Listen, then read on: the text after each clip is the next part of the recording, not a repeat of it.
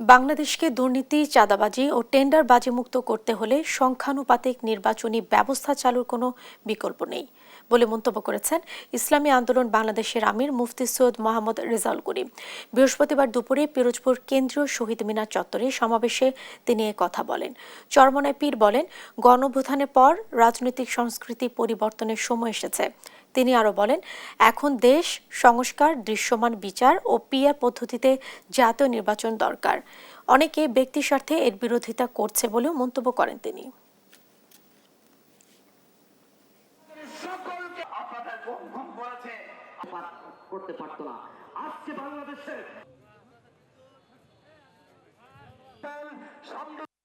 দৃশ্যমান বিচার, এরপরে পিআর পদ্ধতি জাতীয় নির্বাচন।